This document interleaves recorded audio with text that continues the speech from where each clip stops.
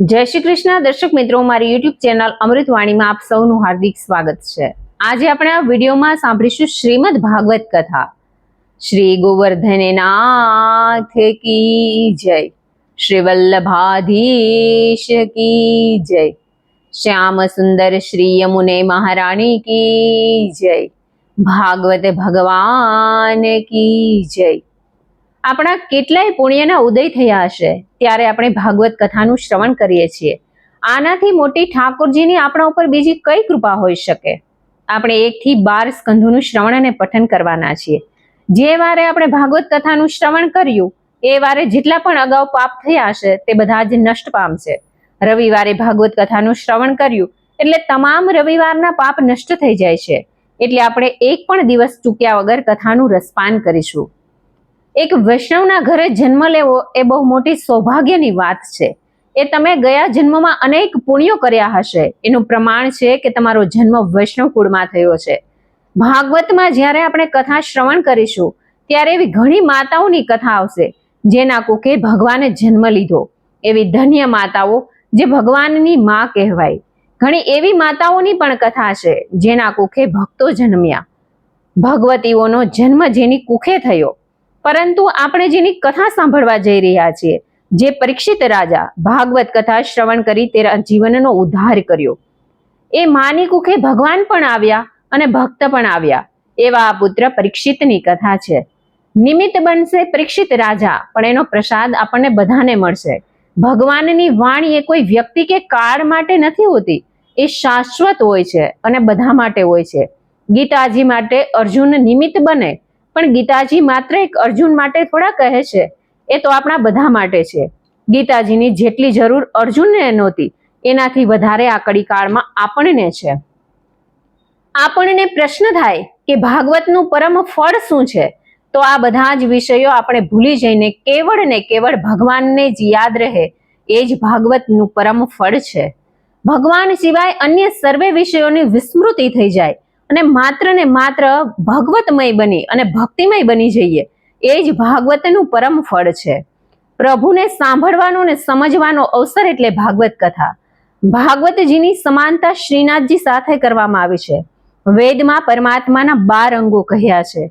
દ્વાદશંગ વહ પુરુષ, અને ભાગવત પણ 12 સ્કંધ વાળું છે। શ્રીનાથજી સાથે મહાપ્રભુજીએ સમાનતા કરે છે। પહેલો અને બીજો સ્કંધ એટલે શ્રીનાથજીના બંને ચરણ, ત્રીજો અને ચોથો સ્કંધ એટલે શ્રીનાથજી બાવાના બંને બાહુ, પાંચમો અને છઠ્ઠો સ્કંધ એટલે બંને જંઘાઓ, સાતમો સ્કંધ એટલે શ્રીનાથજી બાવાનો મુષ્ટિકા વાળો હાથ, આઠમો અને નવમો સ્કંધ શ્રીનાથજીના બંને વક્ષસ્થળ, 10મો સ્કંધ શ્રીનાથજીનું હૃદય, 11મો સ્કંધ શ્રીનાથજીનું મસ્તક અને 12મો સ્કંધ એટલે શ્રીનાથજી બાવાનો ઊંચો ઉઠેલો હાથ, જે ઊંચો હાથ કરીને શ્રીનાથજી બાવા ભક્તોને પોતાની નિકટ બોલાવે છે। સ્કંધ 10મો નિરોધ લીલા ઉત્તરાર્ધ, જરાસંઘ સાથે યુદ્ધ। શ્રી સુખદેવજી બોલ્યા કે હે રાજન, કંસની 2 રાણીઓ હતી। મોટી રાણીનું નામ અસ્તિ અને નાની રાણીનું નામ પ્રાપ્તિ હતું। કંસના મૃત્યુ બાદ બંને શોકાતુર બની પોતાના પિતા જરાસંઘના ઘરે જતી રહી। જરાસંઘ મગધ દેશનો ક્રૂર શાસક હતો। પોતાની પુત્રીઓની વિધવા દશા જોઈ ક્રોધિત બની કૃષ્ણ અને બલરામ બધા યદુવંશીઓનો વધ કરવા માટે 23 અક્ષોહિણી સેના લઈ મથુરાને ઘેરી લીધી। શ્રી કૃષ્ણ ઘણા જ ચિંતિત બન્યા। એ જ વખતે આકાશમાંથી 2 રથ ઉતરી આવ્યા। એ રથમાં દિવ્ય અસ્ત્રો શાસ્ત્રો હતા। શ્રી કૃષ્ણ બલરામને કહેવા લાગ્યા, યાદવો ઉપર ભારે વિપત્તિ આવી પડી છે, માટે શત્રુનો વિનાશ કરવો આપણું પરમ કર્તવ્ય છે। દેવતાઓએ મોકલેલા રથો ઉપર બેસી આપણે આપણી વીરતાનો પરિચય આપવો જોઈએ। શસ્ત્રો સજી કૃષ્ણ બલરામ યુદ્ધ કરવા મથુરા નગરથી બહાર નીકળ્યા। જરાસંઘે એમને પોતાની તરફ આવતા જોયા। કૃષ્ણના પંચજન્ય શંખના અવાજથી શત્રુઓના હૃદય ધ્રુજવા લાગ્યા। જરાસંઘ બોલ્યો, અરે ઓ નીચ કૃષ્ણ, તું અત્યારે બાળક છે, હું તારાથી યુદ્ધ નહીં કરું। ઓ બલભદ્ર, જો તું વીર હોય તો મારી સાથે યુદ્ધ કરવા તૈયાર થઈ જા, કાં તો હું તારા બાણોથી માર્યો જઈશ અથવા હું તને મારીને યશ પ્રાપ્ત કરીશ। આ સાંભળીને કૃષ્ણ બોલ્યા, અરે ઓ દુષ્ટ, વીર પુરુષો કદી પણ પોતાની પ્રશંસા સ્વયં નથી કરતા, પરંતુ વીરતા દર્શાવી અમર કીર્તિ પ્રાપ્ત કરે છે। એવું લાગે છે કે તારો અંતિમ સમય નજીક આવી ગયો છે। આટલું સાંભળતા જ જરાસંઘની સેનાએ હુમલો કરી દીધો. બલરામે હળ મુશળ વડે એની સેના ઉપર આક્રમણ કરી દીધું. બંને પક્ષો વચ્ચે ભયંકર યુદ્ધ થયું. કૃષ્ણે શત્રુ સેનાને નષ્ટ કરી નાખી. લોહીની નદીઓ વહેવા લાગી. બલરામ જરાસંઘને પકડી મારી નાખવા માંગતા હતા. આ જોઈ કૃષ્ણ બોલી ઉઠ્યા કે હે બલરામ, આ નીચને હમણાં ન મારતા. એટલે બલરામ રોકાઈ ગયા. કૃષ્ણ ઈચ્છતા હતા કે જરાસંઘ પોતાના અન્ય દૈત્યોને પણ યુદ્ધમાં લઈને આવે તો એમનો પણ સાથે વિનાશ થઈ જાય, માટે એને છોડી દેવામાં આવ્યો. એ પછી કૃષ્ણે વિશાળ સેના ભેગી કરી. જરાસંઘ પણ આ સેના લઈ આક્રમણ કરતો અને પરાજય પામી પીછેહટ કરી જતો. આવી રીતે એણે 17 વાર આક્રમણ કર્યું અને પીછેહટ કરી. એ સમયે નારદ દ્વારા ભ્રમિત થયેલો કાલ યવન પણ પોતાની 3 કરોડની સેના સાથે કૃષ્ણ સાથે લડવા ત્યાં આવી પહોંચ્યો. બીજી બાજુ જરાસંઘની સેના હતી. બંને બાજુથી વિપત્તિ જોઈ કૃષ્ણ વિચાર્યું કે આ સમયે યાદવોએ ક્યાંય સુરક્ષિત સ્થાને જઈને સંતાઈ જવું જોઈએ. એમણે સમુદ્રની વચ્ચે 12 યોજનના ઘેરાવાળો મજબૂત કિલ્લો બનાવ્યો અને એની અંદર એક સુવર્ણ નગરી વસાવી. પોતાની પ્રજાને ત્યાં લઈ ગયા. એ નગરમાં દરવાજા ના જોઈ લોકો દ્વાર ક્યાં છે, દ્વાર ક્યાં છે એમ પૂછવા લાગ્યા. એટલે એનું નામ દ્વારકા પડ્યું. ત્યારબાદ એ મોટા ભાઈ બલરામને કહેવા લાગ્યા, ભાઈ, અહીં રહીને નિર્ભય બની પ્રજાનું પાલન કરો. હું અત્યારે વિદાય લઉં છું. બલરામને આટલું કહીને કૃષ્ણ કોઈ અસ્ત્ર શસ્ત્ર લીધા વગર નગર દ્વારથી બહાર નીકળી ગયા. કાલ યવનનો વધ. શ્રી સુખદેવજી બોલ્યા કે ચંદ્રમા સમાન સુંદર શ્યામ વર્ણવાળા 4 ભુજાધારી ભગવાન કૃષ્ણને નગર બહાર એકલા જોઈ કાલ યવન વિચાર કરવા લાગ્યો કે નારદે મને આવું જ સ્વરૂપ કહી સંભળાવ્યું હતું, માટે આજ કૃષ્ણ સાચા વિષ્ણુ છે. આ સમયે નિશસ્ત્ર છે, માટે એમને મારી નાખવા જોઈએ. ભગવાન શ્રી કૃષ્ણ બધું જ જાણતા હોવા છતાં પહેલા એની પાસે આવ્યા. જ્યારે કાલ યવન એમને પકડવા આગળ વધ્યો એટલે હિંસક પ્રાણીની જેમ જોઈ હરણ નાસી જાય છે તેમ નાસવા લાગ્યા. કાલ યવન એમ સમજ્યો કે કૃષ્ણ કાયર છે અને મારાથી ડરી ગયા છે, એટલે એમની પાછળ દોડ્યો. નાસતા નાસતા કૃષ્ણ એને એક ગુફામાં લઈ ગયા. જ્યાં કોઈ ઊંઘતું હતું. એની ઉપર પોતાનું પિતાંબર નાખી કૃષ્ણ સંતાઈ ગયા. ઊંઘતી વ્યક્તિને કૃષ્ણ સમજી કાલ યવને એને લાત મારી. ચિરકાળથી ઊંઘતી એ વ્યક્તિ ક્રોધિત બનીને જાગી ગઈ અને કાલ યવનને જોવા લાગી. એની આંખોમાંથી નીકળેલ અગ્નિથી કાલ યવન બળીને ભસ્મ થઈ ગયો. પરીક્ષિત રાજાએ પૂછ્યું કે હે મુનિવર, કાલ યવનનો નાશ કરનારે પુરુષ કોણ હતો? તે ગુફામાં કેમ સૂઈ રહ્યો હતો? શ્રી સુખદેવજી બોલ્યા કે તે મહાપુરુષ ઇક્ષ્વાકુ વંશમાં જન્મેલા રાજા માધાંતાના પુત્ર મુચકુંદ હતા. એકવાર અસુરોથી ભયભીત થયેલા દેવતાઓ એમની પાસે પહોંચ્યા. ત્યારે મુચકુંદે એમની રક્ષા કરી. પછી જ્યારે કાર્તિકેય દેવતાઓના સેનાપતિ બન્યા ત્યારે દેવતાઓ મુચકુંદ પાસે જઈ પહોંચ્યા અને એમનો આભાર પ્રગટ કરી એમને વરદાન માંગવાનું કહ્યું. ત્યારે મુચકુંદ બોલ્યા, મારો થાક દૂર કરવા માટે મને નિંદ્રા આપો. જે વ્યક્તિ મને જગાડશે એ ભસ્મ બની જશે. દેવતાઓએ આવું વરદાન આપી દીધું. ત્યારે મુચકુંદ ગુફામાં જઈ ઊંઘી ગયા, પરંતુ એમને જગાડવાથી કાલ યવન ભસ્મ બની ગયો. ત્યારબાદ કૃષ્ણે મુચકુંદને વિષ્ણુના રૂપમાં દર્શન આપ્યા. મુચકુંદે પૂછ્યું કે તમે કોણ છો? ત્યારે હાસ્ય કરતા કૃષ્ણ બોલ્યા કે હે મુચકુંદ, મારો જન્મ, કર્મ તથા હજારો નામ છે. ગર્ગના શબ્દોને સ્મરણ કરી મુચકુંદ વિષ્ણુ ભગવાનને ઓળખી ગયો અને એમની સ્તુતિ કરવા લાગ્યો. સ્તુતિ સાંભળીને કૃષ્ણ બોલ્યા કે હે રાજન, મારા ભક્ત અનન્ય ભાવે મારી આરાધના કરી પરમ પદ પામી ચૂક્યા છે. મારામાં એક ચિત્ત બની તમે ગમે ત્યારે ભ્રમણ કરો. તમારામાં મારી ભક્તિ સ્થિત રહેશે. રાજા મુચકુંદ ભગવાનની પરિક્રમા કરી ગુફામાં બહાર નીકળ્યા અને બદ્રિકાશ્રમ જઈને તપ કરવા લાગ્યા. કૃષ્ણ ભગવાન શીઘ્ર મથુરા પહોંચ્યા અને કાલ યવનના સેનાને મારી સમસ્ત સંપત્તિ લૂંટીને દ્વારિકા લઈ જતા રહ્યા. ત્યારે જરાસંઘ સેના લઈ મથુરા આવી પહોંચ્યો. તેનાથી ડરતો હોય તેવો દેખાવ કરી સમસ્ત ધનને ત્યાં જ મૂકી કૃષ્ણ અને બલરામ નાસી છૂટ્યા. જરાસંઘે એમનો પીછો કર્યો. બલરામ અને કૃષ્ણ પ્રવર્ષણ પર્વત ઉપર ચડીને સંતાઈ ગયા. જરાસંઘે પર્વતની ચારે બાજુ આગ લગાવી દીધી. આ જોઈ બંને ભાઈ પર્વતની ટોચ ઉપરથી નીચે કૂદી પડ્યા અને સંતાઈને સમુદ્રમાં સ્થિત દ્વારિકાપુરી પહોંચી ગયા. જરાસંઘે એમ સમજ્યો કે બંને ભાઈઓ આ આગમાં બળીને મરી ગયા છે, એટલે પોતાની વિશાળ સેના લઈને મગધ પાછો ફર્યો. રૂકમણી હરણ. પરીક્ષિત બોલ્યા કે હે ભગવાન, હવે મને રૂકમણી હરણ તથા કૃષ્ણ સાથે એમના વિવાહની કથા સંભળાવો. શ્રી સુખદેવજી બોલ્યા કે સાંભળ પરીક્ષિત, વિદર્ભના રાજા ભીષ્મકને રૂકમી, રૂકમરથ, રૂકમબાહુ, રૂકમદેશ અને રૂકમાલી નામના 5 પુત્ર તથા રૂકમણી નામની પુત્રી હતી. રૂકમણી સાક્ષાત લક્ષ્મીનો અવતાર હતી. કૃષ્ણના ગુણો વિશે સાંભળીને મનથી સ્વીકારી પોતાનો પતિ માનવા લાગી હતી. ભીષ્મક પણ પુત્રીના લગ્ન કૃષ્ણ સાથે કરવા માંગતા હતા, પણ ભીષ્મકનો મોટો પુત્ર રૂકમી કૃષ્ણનો દુશ્મન હતો. એણે રૂકમણીના વિવાહ શિશુપાલ સાથે નક્કી કરી દીધા, જેના કારણે રૂકમણીને અત્યંત દુઃખ થયું. વિવાહનો દિવસ નિશ્ચિત થતા એણે એક બ્રાહ્મણ દ્વારા ગુપ્ત રૂપે કૃષ્ણને પત્ર મોકલ્યો. આ પત્ર લઈ બ્રાહ્મણ કૃષ્ણ પાસે આવ્યો. પત્રમાં લખ્યું હતું કે, હે અચ્યુત, તમારા ગુણોના વખાણ સાંભળી મારું મન તમારો સંગ ઈચ્છી રહ્યું છે. મેં હૃદયથી તમને મારા પતિ માની લીધા છે, માટે મારા પતિવ્રતા ધર્મની રક્ષા કરો. તમારા જેવા સિંહ પુરુષના રહેતા મને શિશુપાલ જેવું શિયાળ લઈ જાય તે કેટલા દુઃખની વાત ગણાશે. પરમ દિવસે મારા વિવાહ છે, માટે તમે શીઘ્ર કુંડિનપુર ચાલ્યા આવો. કુળ રિવાજ મુજબ લગ્નના આગલા દિવસે હું નગર બહાર આવેલા પાર્વતીના મંદિરે પૂજા કરવા જઈશ. ત્યારે તમે મારું હરણ કરજો. જો આમ નહીં થાય તો હું મારા પ્રાણ ત્યજી દઈશ. રૂકમણીનો સંદેશો મળતા કૃષ્ણ ઘણા જ પ્રસન્ન બન્યા, કારણ કે એમણે રૂકમણી ઘણી જ ગમતી હતી અને તેની સાથે લગ્ન કરવા ઈચ્છતા હતા. એમની આજ્ઞાથી સારથી દારૂ કે રથ તૈયાર કર્યો.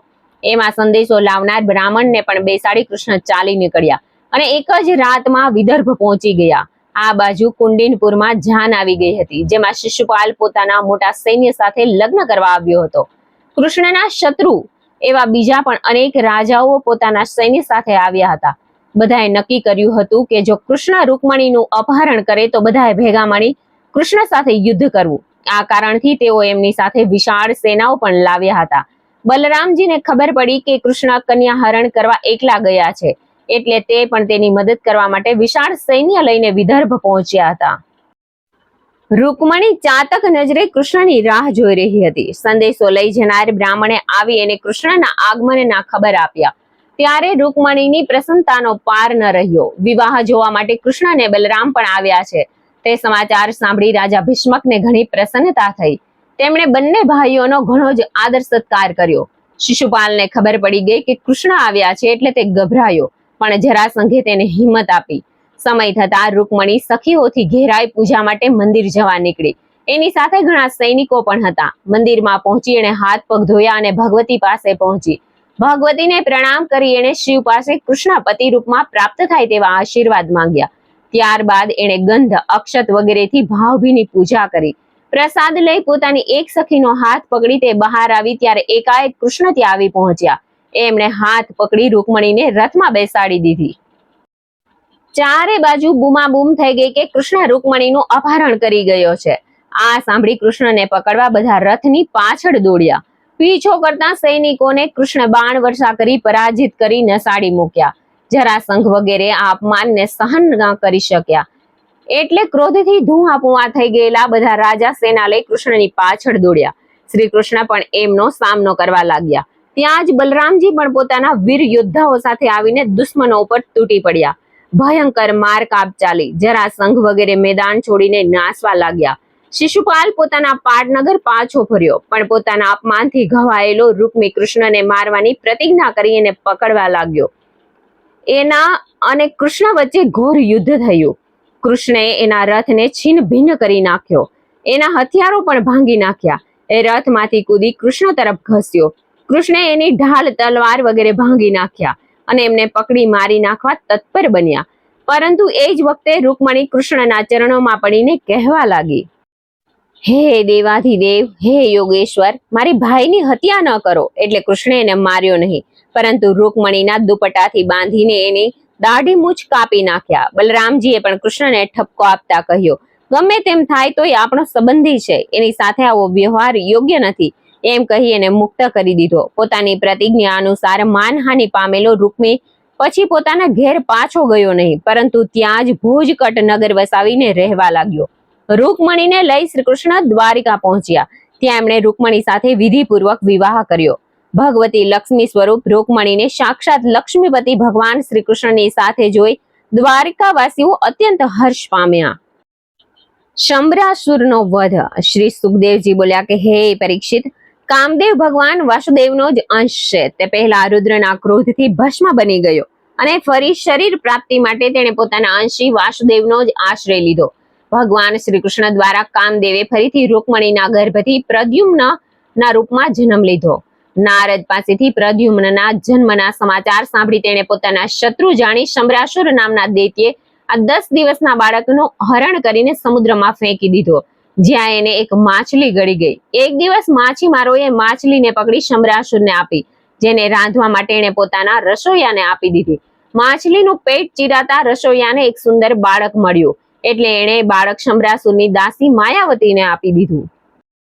તે જ વખતે નારદે આવીને તેણે પ્રદ્યુમ્નના હરણની વાત જણાવી અને કહ્યું કે તું માયાવતી બીજું કોઈ નહીં પણ કામદેવની પત્ની રતિનો અવતાર છે. તેથી તે પ્રદ્યુમ્નને ઘણો જ પ્રેમ કરવા લાગી.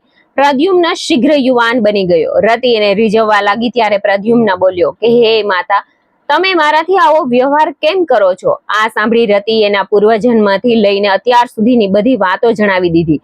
તેમજ શંબરને મારવા માટે એણે શંબરની સર્વ માયા નષ્ટ કરવાની મહામાયા વિદ્યા પણ શીખવાડી દીધી.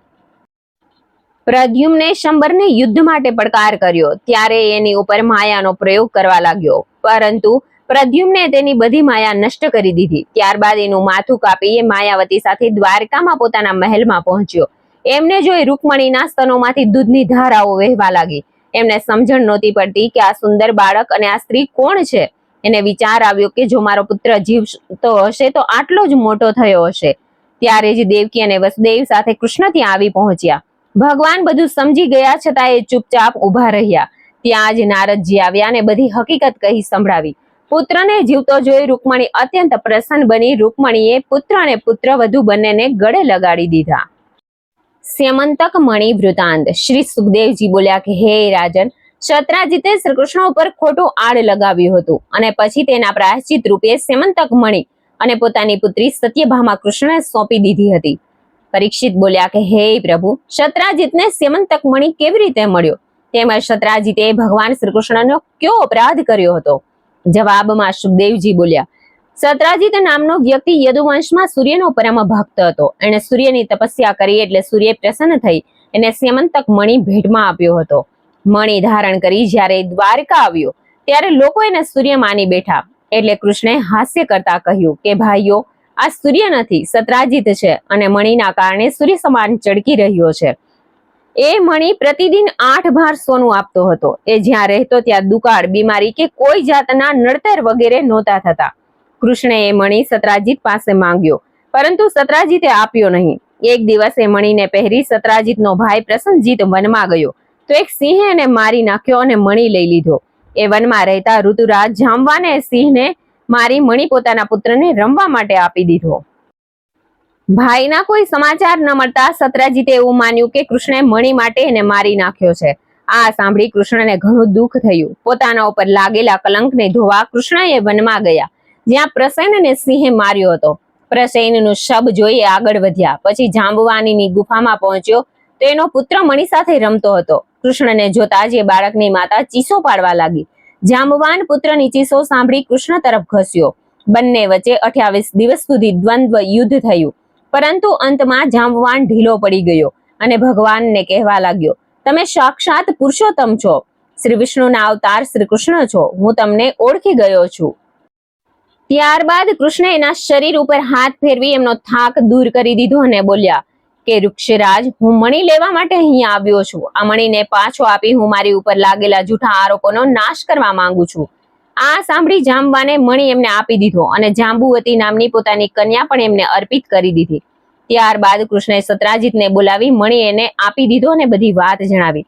શ્રી કૃષ્ણ ઉપર ખોટું આડ લગાડવા બદલ સત્રાજીત ભૂંઠો પડી ગયો અને પોતાની ભૂલ સુધારવા માટે તેણે પોતાની પુત્રી સત્યભામાનો વિવાહ કૃષ્ણ સાથે કરી દીધો અને મણિ પણ એને ભેટમાં આપ્યો.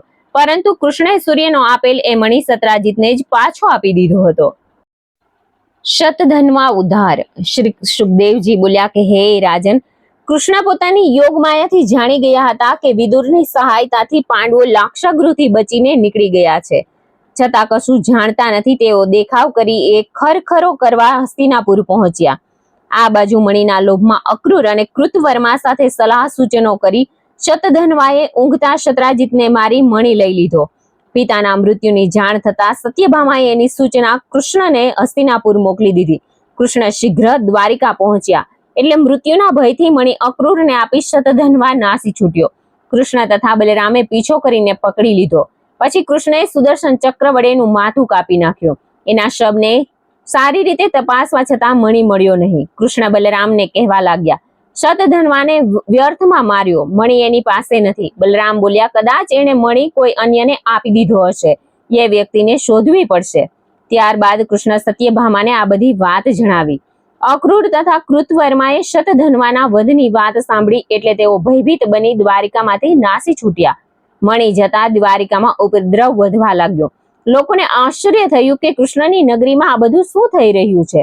એક વ્યક્તિ બોલી, એકવાર કાશીમાં પણ દુકાળ પડ્યો. ત્યારે કાશી રાજે પોતાની પુત્રી ગાંધિનીનો વિવાહ અક્રૂરના પિતા શ્રીફલક સાથે કરી દીધો હતો. એ પછી કાશીમાં દુષ્કાળ સમાપ્ત થઈ ગયો. એમનો જ પુત્ર અક્રૂર પણ એવો પ્રભાવી હોય એવું લાગે છે, કારણ કે જ્યાં રહે છે ત્યાં ઉપદ્રવ નથી થતો. આ સાંભળી કૃષ્ણે દૂત મોકલી અક્રૂરને દ્વારિકા બોલાવ્યા અને સન્માનિત કરતા બોલ્યા કે હે અક્રૂર, શતધન્વાએ સ્યમંતક મણી તમને આપ્યો છે, હું જાણું છું. મણી તમારી પાસે જ રહે એ જ સારું છે. પરંતુ જ્યારે મેં બલરામને કહ્યું કે મને શતધન્વાથી મણી મળ્યો નથી, ત્યારે એમણે વિશ્વાસ નહોતો કર્યો. માટે તમે એકવાર એ મણી બધાને બતાવી દો. અક્રૂરે કૃષ્ણનો આદેશ માથે ચડાવી અને મણી કૃષ્ણને ભેટમાં આપ્યો. પરંતુ કૃષ્ણએ મણી પુનઃ અક્રૂરને પાછો આપી દીધો હતો. ભગવાનના અન્ય વિવાહોની કથા. શ્રી સુખદેવજી બોલ્યા કે એક દિવસ અર્જુન શ્રી કૃષ્ણની સાથે રથમાં બેસીને શિકાર કરવા માટે એક વનમાં ગયા. ત્યાં એને તરસ લાગી તો યમુનાના તટ ઉપર પાણી પીવા લાગ્યો. થોડે દૂર જ એક કન્યા બેઠી હતી. અર્જુન એની પાસે જ એનો પરિચય પૂછવા લાગ્યો. ત્યારે તે કન્યા બોલી કે હું સૂર્યની પુત્રી કાલિંદી છું. વિષ્ણુને પતિના રૂપમાં પ્રાપ્ત કરવા માટે તપ કરી રહી છું. અર્જુને આ કૃષ્ણને વાત જણાવી એટલે કૃષ્ણ એની પાસે પહોંચ્યા અને એને રથમાં બેસાડી દ્વારિકા લાવ્યા. શુભ મુહૂર્તમાં એમનો વિવાહ કાલિંદી સાથે થયો.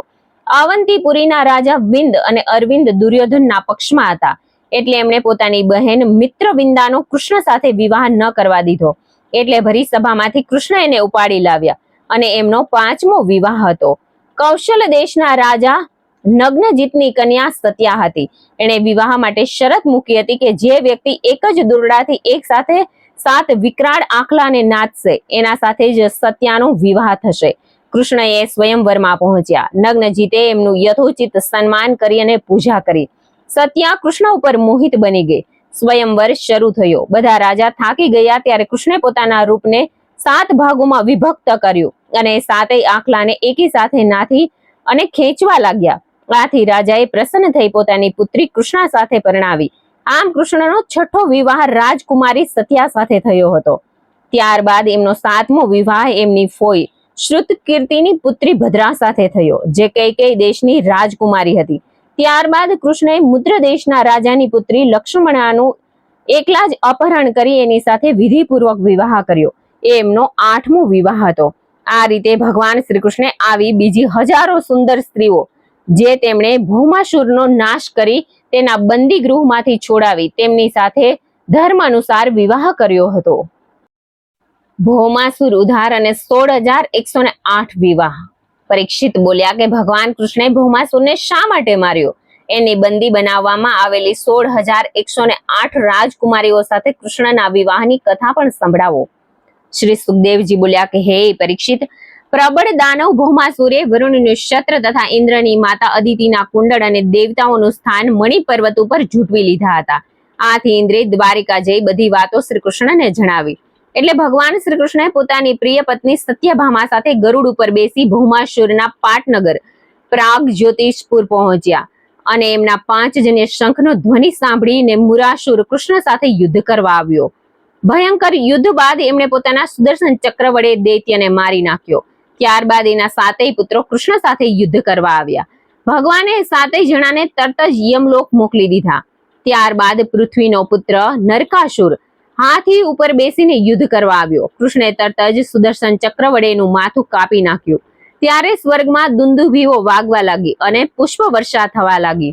ભૌમાસુર મરાતા તેની માતા પૃથ્વી અદિતિના 2 કુંડળો વૈજંતી માળા અને વરુણનું ક્ષત્ર કૃષ્ણને અર્પણ કરી એમની સ્તુતિ કરવા લાગી.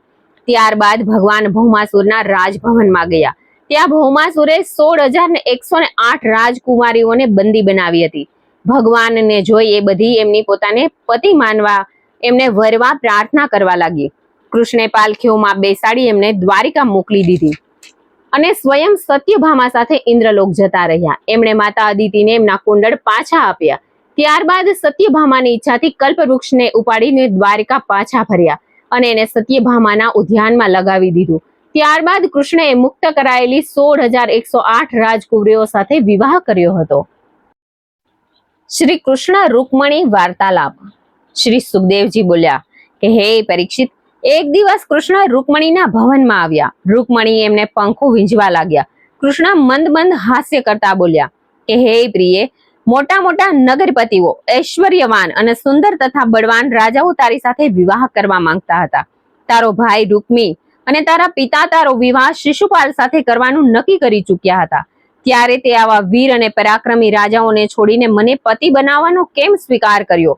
હું તો શત્રુઓના ભયથી સમુદ્રમાં દ્વારિકામાં વસી રહ્યો છું. એટલે તો કોઈ વીર ક્ષત્રિય રાજા સાથે વિવાહ કરી લે, જેથી તું સુખી થઈ જા. પોતાના પરમ પ્રિય પતિ ત્રિલોકેશ્વર ભગવાનની આ વાણી સાંભળતા જ રૂકમણી અત્યંત ભયભીત થઈ ગઈ. તેની આંખોમાંથી ગંગા જમના વહી નીકળ્યા અને પછી અત્યંત વ્યથા, ભય અને શોકના કારણે ધ્રુજતી બેભાન બનીને ઢળી પડી. પંખો પણ એના હાથમાંથી નીચે પડી ગયો. આ જોઈ કૃષ્ણને ભારે ખેદ થયો. એ પલંગમાંથી નીચે ઉતર્યા અને એમણે 4 ભુજાઓ ધારણ કરી રૂકમણીને ઉપાડી પલંગ ઉપર સુવડાવી એના વાળને પંપાળવા લાગ્યા તથા પોતાના પિતાંબરથી એના આંસુ લૂછવા લાગ્યા. ત્યારબાદ એને ધૈર્ય આપતા કહેવા લાગ્યા કે હે પ્રાણ પ્રિય, મેં તો આ બધું માત્ર મજાકમાં કહ્યું હતું. હું કદી મારા ભક્તોની ઉપેક્ષા નથી કરતો. આ સાંભળી રૂકમણીના ચિત્તને શાંતિ મળી. એની બધી શંકાઓ દૂર થઈ અને પછી એ પૂર્વવત ભગવાનની સેવા કરવા લાગી. અનિરુદ્ધ વિવાહ. શ્રી સુખદેવજી બોલ્યા કે ભગવાન કૃષ્ણને એક પટરાણીથી 10 પુત્રો થયા. પ્રત્યેક રાણી કૃષ્ણને હંમેશા પોતાની પાસે જ જોતી હતી. 8 પટરાણીઓ ઉપરાંત એમને 16,108 રાણીઓ હતી. રૂકમણીથી જન્મેલ પ્રદ્યુમનની પત્ની રૂકમીથી અનિરુદ્ધ પેદા થયો. જો કે રૂકમણીનો ભાઈ રૂકમી કૃષ્ણ સાથે શત્રુતા રાખતો હોવા છતાં પણ બહેનને પ્રસન્ન રાખવા માટે એણે પોતાની પુત્રી ભાણિયા પ્રદ્યુમનને આપી દીધી. પ્રદ્યુમ્ન કામદેવનો અવતાર હતો. એણે બધા રાજાઓને સ્વયંવરમાં હરાવી રૂકમીની પુત્રી રૂકમતીને જીતી લીધી હતી. અનિરુદ્ધ યુવાન થયો ત્યારે એની વીરતાના ગુણગાન સાંભળી રૂકમીએ પોતાના પુત્રની પુત્રી રોચનનો વિવાહ અનિરુદ્ધ સાથે કર્યો. આ વિવાહમાં કલિંગ રાજના કહેવાથી રૂકમી બલરામ સાથે જુગાર ચોચર રમવા લાગ્યો. બલરામ જુગાર રમવાનું જાણતા નહોતા. રૂકમી જીતતો ગયો એટલે કલિંગ રાજના દાંત દેખાડીને હસવા લાગ્યો અને બલરામજીની મસ્કરી કરવા લાગ્યો. અંતમાં 1 લાખનો દાવ બલરામજી જીત્યા, પરંતુ રૂકમીએ પોતાનો જીતેલો બતાવી અને જુઠ્ઠું બોલી એ દાવ પણ લઈ લીધો. ક્રોધથી બલરામની આંખો લાલ બની ગઈ. એણે તરત 10 કરોડનો દાવ લગાવી દીધો. આ દાવ પણ બલરામ જીતી ગયા, પરંતુ રૂકમી નફ્ફટ થઈને કહેવા લાગ્યો કે હું જીત્યો છું. તેણે પોતાના મળતિયા રાજાઓને પૂછ્યું કે આ સભાસદો તમે જણાવો કે કોણ જીત્યું. રૂકમીના દુષ્ટ મિત્રોએ રૂકમી જ જીત્યો તેવું જણાવ્યું. એ જ વખતે આકાશવાણી થઈ કે રૂકમી જૂઠું બોલી રહ્યો છે. આ દાવ બલરામ જીત્યા છે, પરંતુ રૂકમીએ આકાશવાણીની વાત પણ માની નહીં. એ અપમાન ભર્યા શબ્દોમાં બલરામને કહેવા લાગ્યો, તમે જંગલી છો, ગાયો ચરાવનારા ગોવાળિયા છો, તમે ચોસર રમવાનું શું જાણો છો? આ સાંભળી ક્રોધિત બની બલરામે એને ભોગળ વડે મારી નાખ્યો. કલિંગરાજ નાસી જવા લાગ્યો તો એને પણ પકડી બલરામે એના દાંત તોડી નાખ્યા. કેટલાક રાજાઓના હાથ પગ કાપી નાખ્યા અને કેટલાક નાસી છૂટ્યા. પછીથી કૃષ્ણ અને બલરામ અન્ય યાદવો સાથે અનિરુદ્ધની પત્નીને સાથે લઈને દ્વારિકા આવ્યા. ઉષા અનિરુદ્ધની કથા. પરીક્ષિતે પૂછ્યું કે હે મહામુનિ, દૈત્ય રાજા બાણાસુરની પુત્રી ઉષા સાથે અનિરુદ્ધના વિવાહમાં શિવ કૃષ્ણ વચ્ચે થયેલા યુદ્ધની કથા સંભળાવો. શ્રી સુખદેવજી બોલ્યા કે બલિના 100 પુત્રોમાં બાણાસુર સૌથી મોટો હતો. તે શિવનો ભક્ત હતો. શિવને પ્રસન્ન કરી એણે વરદાનમાં શિવજીને પોતાની નગરની રક્ષા કરવાનું વરદાન માંગ્યું. એની પુત્રી ઉષાએ સ્વપ્નમાં અનિરુદ્ધ સાથે વિહાર કર્યો અને એના ઉપર આસક્ત થઈ ગઈ હતી. એની સહેલી ચિત્રલેખાએ એના જણાવ્યા અનુસાર સ્વપ્નમાં જોયેલા યુવકનું ચિત્ર બતાવ્યું ત્યારે ઉષા બોલી કે હા, સ્વપ્નમાં મેં આ જ યુવાનને જોયો હતો. ચિત્રલેખા યોગ વિધેયાથી જાણી ગઈ કે કૃષ્ણનો પૌત્ર છે, એટલે યોગ માયાથી ઊંઘતા અનિરુદ્ધને પલંગ સહિત ઉષા પાસે લઈ આવી. ઉષાને તો જાણે મનગમતું વરદાન મળી ગયું. પ્રેમી યુગલ એ જ ભવનમાં પ્રણય લીલા કરવા લાગ્યા. સમય જતા રાજાના સેવકોને આની જાણ થઈ ગઈ. એમણે આ વાત બાણાસુરને જણાવી. વ્યથિત બનીને તરત જ ઉષાના ભવનમાં ગયો. ત્યાં એણે અનિરુદ્ધને ઉષા સાથે બેઠેલો જોયો. ત્યારે એને ભારે આશ્ચર્ય થયું. ક્રોધિત બાણાસુરના સૈનિકો સાથે આવતો જોઈ અનિરુદ્ધ યુદ્ધ માટે તત્પર બની ગયો. એને તત્કાળ બધા સૈનિકોને મારી નાખ્યા. આ જોઈ બાણાસુર અત્યંત ક્રોધિત બન્યો. એણે અનિરુદ્ધને નાગપાશોથી બાંધી દીધો. આ જોઈને ઉષા રડવા લાગી હતી. આ બાજુ 4 માસ સુધી અનિરુદ્ધની કોઈ ભાળ ન મળતા દ્વારિકામાં બધા ઘણા ચિંતિત બન્યા. એક દિવસ નારદજી આવીને જણાવ્યું કે અનિરુદ્ધને બાણાસુરે બાંધ્યો છે. આ સાંભળતા જ યાદવોની 12 અક્ષોહિણી સેનાએ બાણાસુરના નગરને ઘેરી લીધું. બાણાસુરની સેના પણ આયુધોથી સજ્જ બનીને સામે આવી ગઈ. શિવ પણ નંદી ઉપર બેસી ત્યાં પધાર્યા. તેમજ બીજા દેવતાઓ પણ વિમાનોમાં બેસીને યુદ્ધ કરવા આવ્યા. યુદ્ધમાં કૃષ્ણે શિવના ગણોને મારીને ભગાડી મૂક્યા. એટલે પછી શિવ અને કૃષ્ણની વચ્ચે યુદ્ધ થવા લાગ્યું. કૃષ્ણે જાંભાસ્ત્રથી શિવને મોહિત કરી દીધા, જેના કારણે બાણાસુરની સેના નાસવા લાગી. પોતાની સેનાને છિન્ન ભિન્ન જોઈ બાણાસુર જાતે રણભૂમિમાં આવ્યો. તેણે પોતાના 1000 હાથોમાં 500 ધનુષો લઈ એક સાથે કૃષ્ણ ઉપર વાર કર્યો. પણ શ્રી કૃષ્ણે એના બધા ધનુષ એકી સાથે કાપી નાખ્યા. એ જ વખતે બાણાસુરની માતા કોટડા વસ્ત્રહીન બની કૃષ્ણની સામે આ ગઈ. એટલે કૃષ્ણે મુખ ફેરવી લીધું. આ અવસર જોઈ બાણાસુર નવા ધનુષ લાવવા માટે નગરમાં પાછો જતો રહ્યો. તરત જ પુનઃ પાછા ફરી એમણે પહેલાની જેમ કૃષ્ણ ઉપર બાણ વર્ષા કરવા માંડી. ભગવાન કૃષ્ણે સુદર્શન ચક્ર વડે એની ભુજાઓ કાપી નાખી. આ જોઈ ભગવાન શિવ કૃષ્ણ પાસે આવીને પ્રાર્થના કરવા લાગ્યા કે હે ઈશ્વર, બાણાસુર મારો ભક્ત છે, એને મેં અભિદાન આપ્યું છે, માટે તમે એનો વધ ન કરો. કૃષ્ણ બોલ્યા કે જેવું તમે કહો છો એવું જ થશે, પણ મેં પ્રહલાદને વરદાન આપ્યું હતું કે એના કોઈ પણ વંશજને હું મારીશ નહીં. આમ છતાં એના અભિમાનનો નાશ કરવા માટે એની ભુજાઓ કાપી નાખી છે. હવે એને 4 ભુજાઓ જ રહેશે. એ તમારો મુખ્ય પાર્ષદ બનશે. આમ અભયદાન મળતા બાણાસુરે કૃષ્ણને પ્રણામ કર્યા. પછી ઉષા અનિરુદ્ધને કૃષ્ણની પાસે લાવ્યો. અનિરુદ્ધ અને એની પત્ની સાથે શિવની આજ્ઞા લઈ કૃષ્ણ દ્વારિકા ચાલી નીકળ્યા. દ્વારિકામાં એમનું ભવ્ય સ્વાગત થયું હતું. સ્કંદ 10મો ઉત્તરાર્ધ અધૂરો હોવાથી આપણે તેને આગળના વિડીયોમાં ભાગ 2 અને ભાગ 3 માં સાંભળીશું. જય શ્રી કૃષ્ણ. જય શ્રી વિષ્ણુ ભગવાન. મને સાંભળવા માટે ધન્યવાદ.